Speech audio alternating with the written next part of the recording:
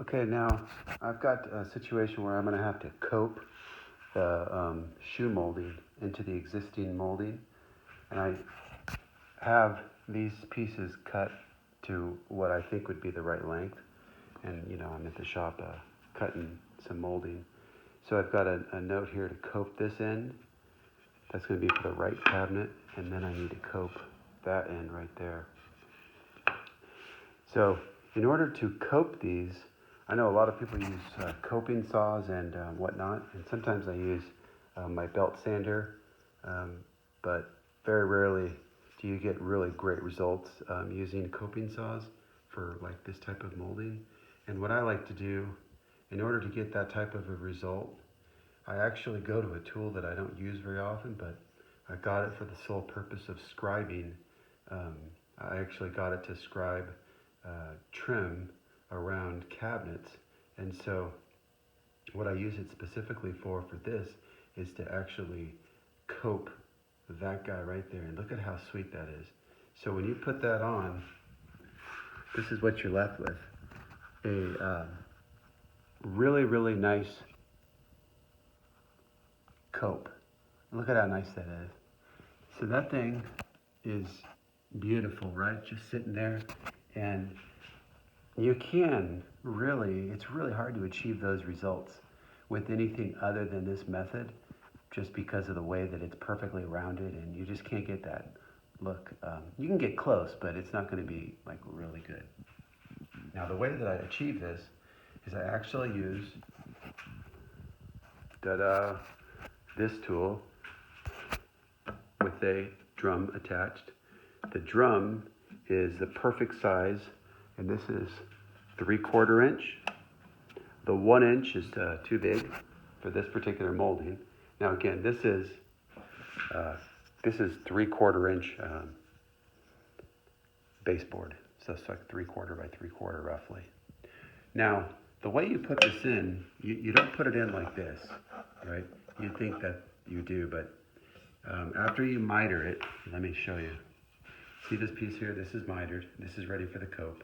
If I put it in like this, it would actually, see that? It's not going to do anything except for cut away my material. Instead, I have to actually lay it on its back like that, so the cope is facing up. And now what I do is I actually put it into this turning drum, and as it spins, it eats away the material, and eventually I'm left with what would be a perfectly coped joint. Now, I go a step further, and I actually raise it up, and I eat away the back a little bit. See how it's just not quite square? I basically say, all right, I'm going to go ahead and take away the material, and then I'm going to eat this material away. See that? I raise it up a bit. Basically, I just put a back bevel on it, so that when you put it up against your shoe molding, you're going to go right in there, and it's going to be just perfect. See how nice that is? I mean, that, you gotta love that. But if you look on the back side, of course, there's that relief there, so it allows to get really close in the front, which is where you want it to be, and it's nice. Okay, so to do this, I haven't hooked up the dust collection, which it does help a little bit, but it's not a tremendous help in this machine, but it does help. Once the drum starts going up and down, you just take the material and you put it right in there to the spinning drum, and I'll show you.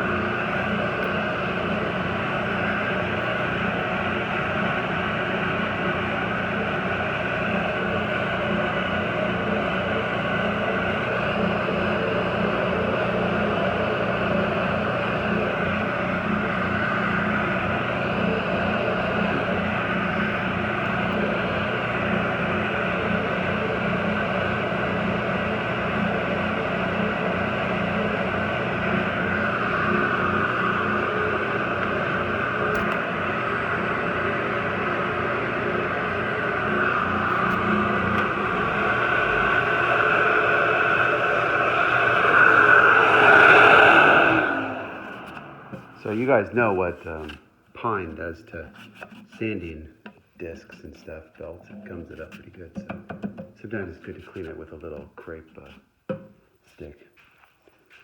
Okay, so that's it. These guys are done, and if I need to modify the length, I cut off the other side if it's a little bit too long. Hopefully it is. But in any case, that's basically it right there. How to do copes with the drum sander.